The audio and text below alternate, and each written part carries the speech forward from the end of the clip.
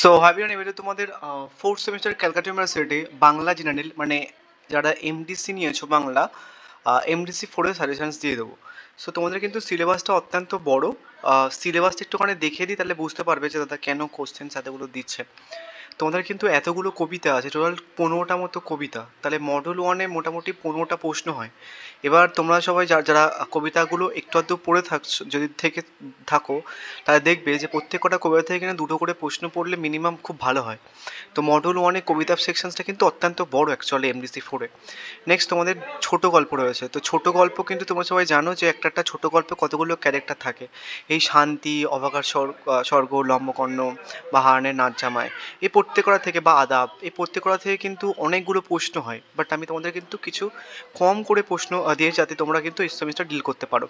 Next তোমাদের হচ্ছে কিছু নাটক রয়েছে, একে কি বলে সভ্যতা। তো সবাইকে বলবো একটা জিনিস করতে, তোমরা মডিউল থ্রিটা আগে করবে। মডিউল থ্রিতে যেহেতু একটা পোর্শনে রয়েছে একে কি বলে সভ্যতা, এখানটায় কিছু সিলেক্টিভ প্রশ্ন করলে মোটামুটি হয়ে যায়, তো এটা কিন্তু করবে। এবার চলো কোশ্চেন্সগুলো দেখে নিই।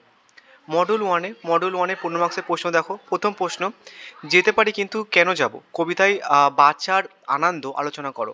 বা ঘুরিয়ে প্রশ্ন দিতে পারে যে মৃত্যুর অনিবার্যতাকে স্বীকার করেও আগামী জীবন পিপাসায় শক্তি চট্টোপাধ্যায়ের আলোচ্য কবিতার বিষয়বস্তু আলোচনা করো।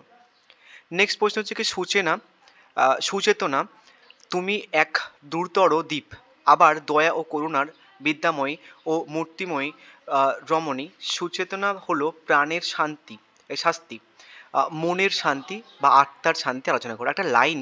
সো সেই লাইনগুলো কিন্তু প্রশ্ন তোমাদের দিতে পারে, সেটা কিন্তু আলোচনা করতে বলে।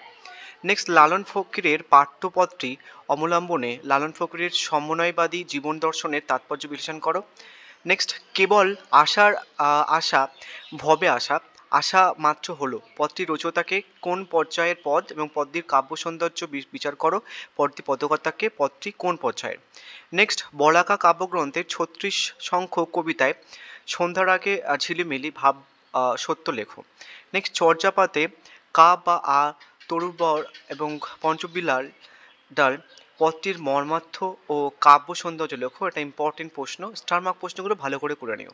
7 নম্বরের প্রশ্ন, বাবরের প্রার্থনা কবিতায় কবি শঙ্খ ঘোষ এক ঐতিহাসিক কিংবদন্তির প্রচ্ছদে সমকালীন বেদনারক্তিম এক বাস্তবকে কিভাবে উপস্থাপিত করেছেন তা বিশ্লেষণ করো।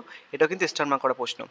নেক্সট, রবীন্দ্রনাথ ঠাকুরের সাধারণ মেয়ে কবিতায় সাধারণ মেয়েটির জীবন ইতিহাসের সাথে জয় গোস্বামীর মালতীবালা বালা বালিকা বিদ্যালয় কবিতার প্রণয়বঞ্চিতা মেয়েটির ইতিহাসের অদ্ভুত এক সাদৃশ্য আছে, আলোচনা করো। নেক্সট, 9 নম্বর প্রশ্ন, ক্ষণিক প্রেম কিভাবে শাশ্বত স্মৃতির আধারে হয়ে ওঠে। সুধীর সুধীর সুধীন্দ্রনাথ নাথের শাশ্বতী কবিতার অবলম্বন আলোচনা করে। এটা স্টার মার্ক প্রশ্ন। নেক্সট, কান্ডারি হুঁশিয়ার কবিতায় কবি নজরুল দেশপ্রেমের পরিচয় দাও।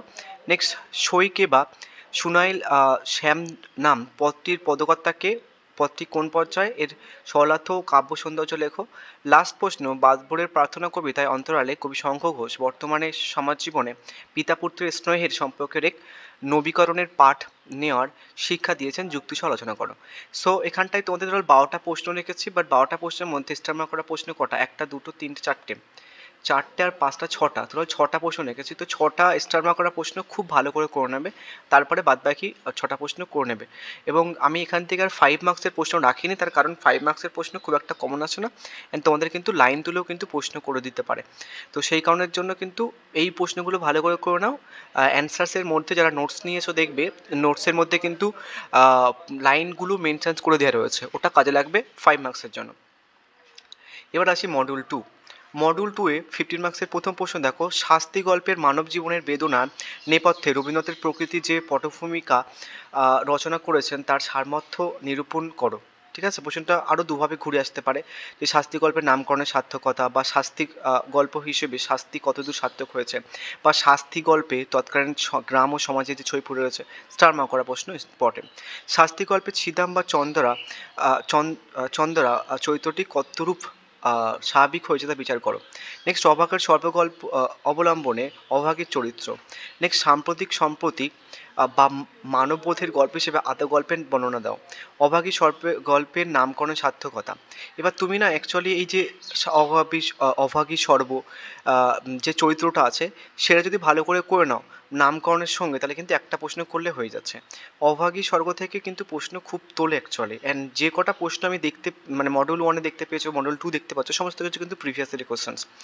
অভাগী স্বর্গ গল্প অবলম্বনে কাঙালি চরিত্রটি চিত্রিত করো। নেক্সট, সতীনাথ ভাদুড়ির চরণ দাস এমএলএ গল্পে চরণ দাসের রাজনৈতিক দৃষ্টিভঙ্গি আলোচনা করো। এটা কিন্তু ইম্পর্টেন্ট প্রশ্ন। নেক্সট, মানিক বন্দ্যোপাধ্যায়ের হারানের জামাই গল্পটি গণজাগরণের এক সার্থক দলিল মন্তব্যটি আলোচনা করো বা ঘুরে আসতে পারে।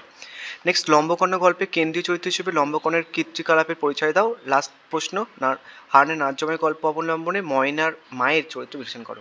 এখানটাও কিন্তু টোটাল 10টা প্রশ্ন রেখেছি আমি। 10টা প্রশ্নের মধ্যে একটা স্টার মার্ক করা প্রশ্ন, দুটো, নেক্সট হচ্ছে কি 3টে, 4টে, 5টা, এখানেও কিন্তু 5টা স্টার মার্ক করা প্রশ্ন। স্টার মার্ক করা প্রশ্নগুলো আগে করবে, তারপর অন্য প্রশ্নগুলো কিন্তু করবে। যেহেতু অনেক বড় সিলেবাস, সবকটা প্রশ্ন করলে খুব ভালো হয়, তাও আমি মোটামুটি স্টার মার্ক করে দিয়েছি। এবার আসি হচ্ছে কি যে মডিউল 3।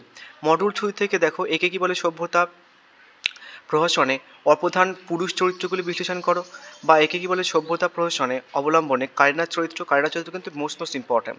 একে কি বলে সভ্যতা প্রহসনে সামাজিক সমস্যার কথা বলা হলেও শিল্প সৌন্দর্য অনুপস্থিত বর্ণনা করো। নেক্সট হচ্ছে কি তোমার একে বলে সভ্যতা প্রয়োজনে ভাষা ও সংলাপের উপযোগিতা বিশ্লেষণ করো। একে বলে সভ্যতা প্রয়োজনে নামকরণের সার্থকতা। নেক্সট, একে বলে সভ্যতা প্রয়োজনে নবকুমার চরিত্র বিশ্লেষণ করো। একে বলে সভ্যতা প্রয়োজনে হাস্যরস আলোচনা করো। একে বলে সভ্যতা প্রয়োজনে নারী চরিত্র আলোচনা করো। স্টার মার্ক করা প্রশ্ন কটা? একটা, দুটো, 3টে, 4টে। এখানে 4টে স্টার মার্ক করা প্রশ্ন। স্টার মার্ক করা প্রশ্নগুলো আগে করবে, তারপর অন্য প্রশ্নগুলো করবে। যেহেতু এত বড় একটা সিলেবাস, তো সেই সিলেবাসের সঙ্গে ডিল করতে গেলে তোমার কিন্তু এতগুলো প্রশ্ন পড়তে হবে। যদি দেখো তাহলে এই সিলেবাস থেকে এখান থেকে 15টা প্রশ্ন পড়তে হয়। যাই হোক, এই প্রশ্নগুলো পড়ে তোমরা এখান থেকে কমন পেয়ে যাবে। অ্যান্ড যদি কেউ নোটস কিনতে চাও তাহলে 9382012069 এই নাম্বারে হোয়াটসঅ্যাপ করতে পারো, তোমরা কিন্তু নোটস পেয়ে যাবে। এবং সেই নোটসের থ্রুতে 15 মার্কসের প্রশ্ন এমনভাবে লেখা আছে যাতে তুমি 5 মার্কসের প্রশ্ন অ্যাটেন্ড করতে পারো। বুঝে গেছে? নেক্সট ভিডিওতে আমি তোমাদের MDC 5 থেকে সাজেশন দিয়ে দেবো। So thank you.